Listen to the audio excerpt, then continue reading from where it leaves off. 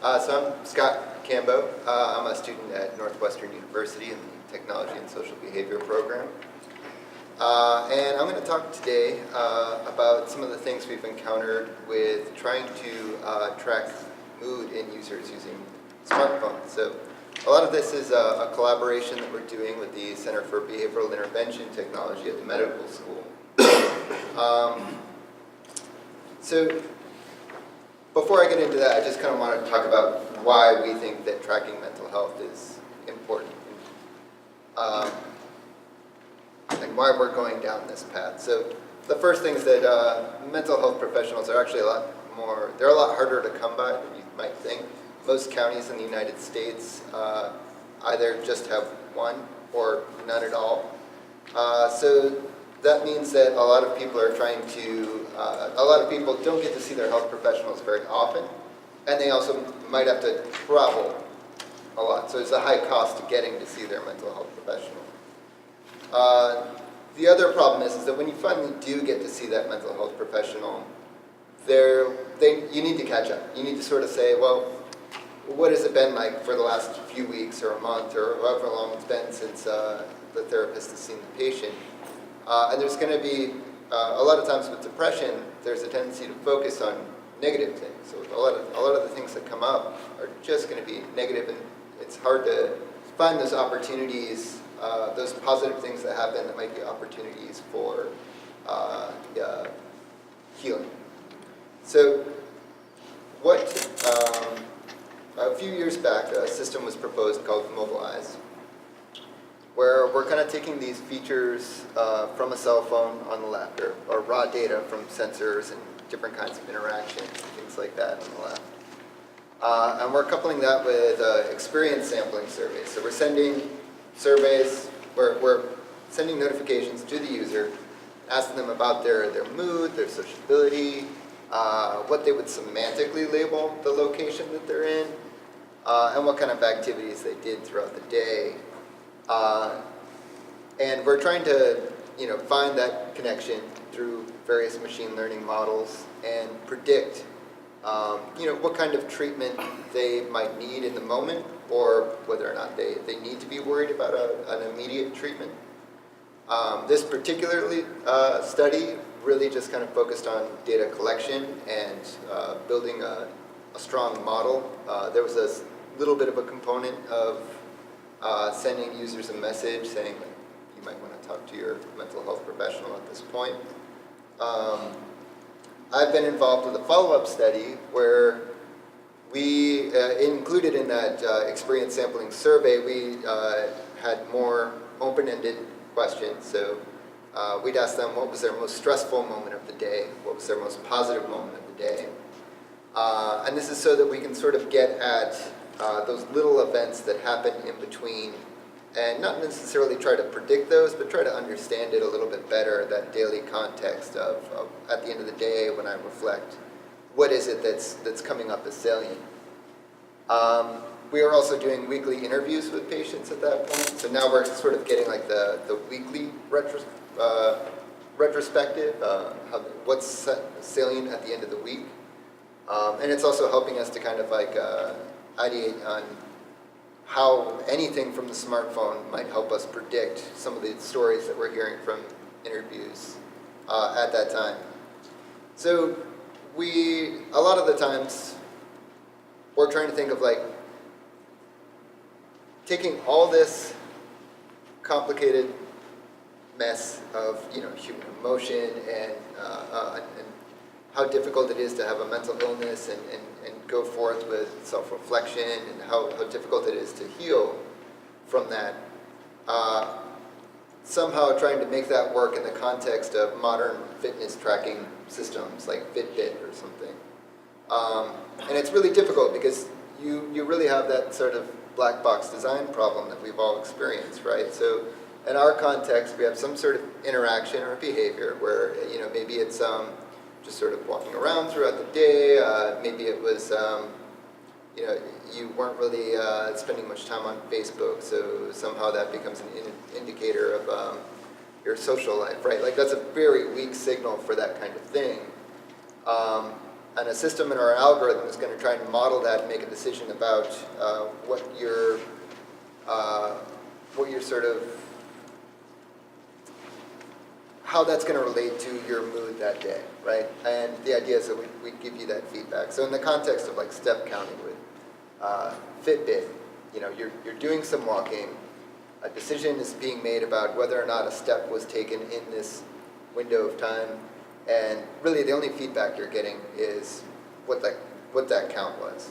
Of course, for any of us who've had Fitbits, the very first thing you do is you test that. You either you first notice that something wasn't getting tracked, or you were just curious and you shake your hand and you see if the step count went up, or you take an actual step, right? So you try to actuate some sort of like false positive or false negative and see what happens. And step counting, you just kind of hope that, well, all right, false positive, false negatives, they seem to be about equal. It's probably going to come out in the wash in the end, right? But with mood monitoring, it's a lot more complicated. There's a lot of things that we don't understand could actually be signals toward those. And some of them are signals we want, and some of them are signals we don't want. And it's also really hard to define, right? Like, we know what a step looks like, so it's easier to sort of hard code what a step looks like into our algorithms and things. It's not quite so easy with mood. We don't even know how mood really affects different types of people in different cultures. So how do we move forward from that, right? So thinking about this a little bit more in terms of the two kinds of data collection that we work with, right? So we have our passively collected sensor data. And then we're actually, so the passively collected sensor data is really like non-conscious. It's not really much participation needed from the user. They don't really have to think about that too much. But the actively collected data, right, where we now get into notifications problems, like when are we notifying them to fill out this survey? What kind of self-reflection happens in that, both in the beginning when they're trying to learn the system and after time as they're starting to now reflect on some of the answers they've given in the past, starting to form an idea of, if you ask me, how did you feel today on a Likert scale from -5 to +5? When I first started using the system, there might be a tendency to just sort of like stick to the middle, or there might be a tendency to have who you are as a person sort of go in there, and you think like, well, I'm a +1 as a person, right? So your identity is really in those first couple of things, and as you go through, that's your reference point, and that reference point might kind of shift over time. So this is already complicated at this point. And in terms of that interaction design of the experience sampling survey and what to make of that when you're trying to build a model off of it, right? In that sort of sense where we're trying to build this universal model, where we're going to collect all that data as a study, we're going to deploy that out to people in the real world in the hopes that we can give them the attention they need when they need it, regardless of whether or not they're in close proximity to a mental health professional, right? We kind of validate in this kind of sense, where we have our previously collected people. We leave one out, we train a model, and then we see how well it predicts on that last person. And there's population biases here. There's a lot of difficulties just in that little experiment.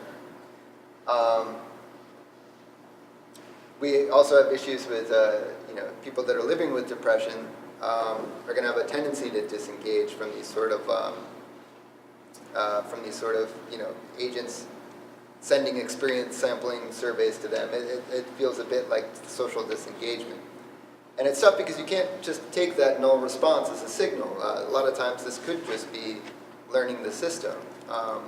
We get it could just be that there's a lot of other applications in their personal phone that are also vying for their attention. Routines and lifestyles vary quite a bit. Even in just the few interviews that I did, we had people that were EMTs that had a very, very active lifestyle. So things that have been shown to be predictors, like sort of not visiting as many places or being late to work and things, just weren't options for people in that kind of lifestyle. We had people that worked in late night call centers and things like that. So when we're sending them surveys at 5 p.m., they're just getting to work. They're not taking those surveys. So that in itself, that's something that we can't just make as like a blanket statement across all of our potential participants. So behavior change is really something that requires that self-reflection component.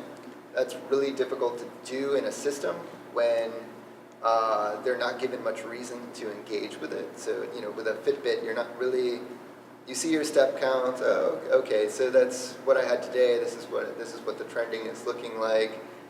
I'm now a little bit more confused about all these false positives, false negatives. That engagement system is a bit weak. So using that sort of interactive model with experience sampling, how is that going to propagate through engagement and self-reflection? From the system side, you might think of this more like, how is it that we think about when we know the system is wrong? What is the mental model about what is happening when it's just not correct and when it is correct?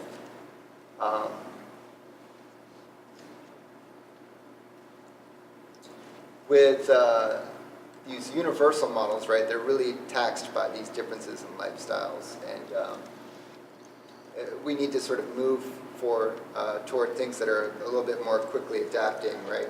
Not just adapting to the personal models, but also changes in different kinds of lifestyles, occupations, things like that, changes in populations and cultures. So this might work out really well, when we study this in the context of a very urban area, but when we try to deploy this to communities in South America or Africa or something like that, very, very, very different set of lifestyles that we need to be thinking about.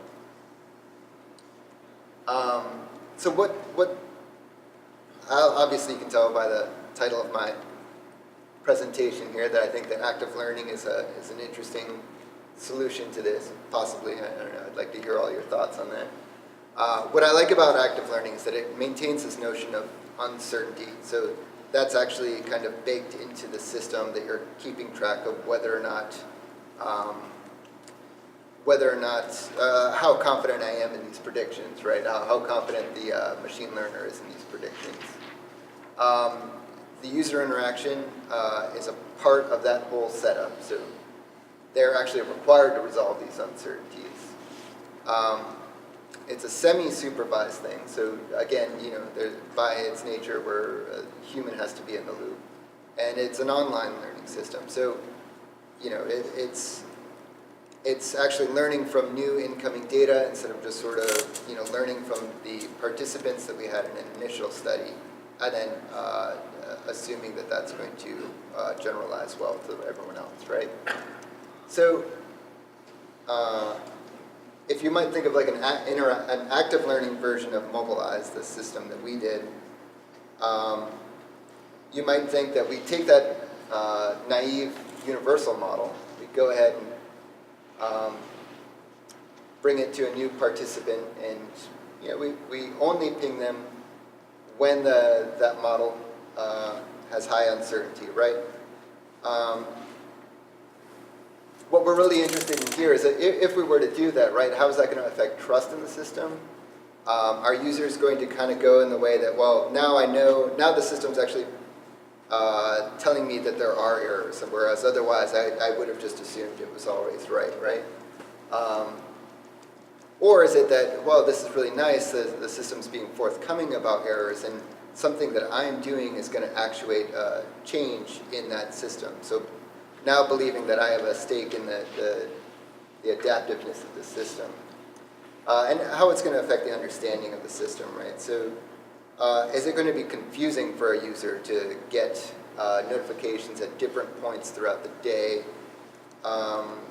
Or is it that the user will use that as an opportunity to sort of start making connections between when the system is uncertain and asking the human for help and other things that are going on in their day? Like maybe this is the day that they changed up their routine or something, right? Like, or maybe this is the day where I can understand why it would think that Monday through Friday I have one routine and the weekend is another. But for me, it's not like that. It's really Sunday through Tuesday or something, right? So I'm curious about how users will start to make sense of that kind of thing. Just really quickly, one way of maintaining that uncertainty is sort of QBC, or query by committee, and how we build that committee could give us some interesting affordances from the user interaction side, right? So not just thinking about how we vary the algorithm, but how we vary those features, right? So if we have models that we're presenting to the user that are more based on motion or social features, like how much we're talking to each other or using social media, or location features, how much we're ending up in different locations throughout the day, and how we vary the population. So, again, going back to the idea that maybe for different lifestyles or different cultures, we use different committees and allow the user to sort of self-select into those areas, helping with adaptability and scalability, right? So getting us to that point where we can really hone in on that individual. I'd just like to thank the Center for Behavioral Intervention Technology. Give a shout out to my lab my advisor's lab at Collab Lab, my advisor Darren Gergle, and leave it with, their semi-supervised learning gives some really interesting HCI questions. And thank you.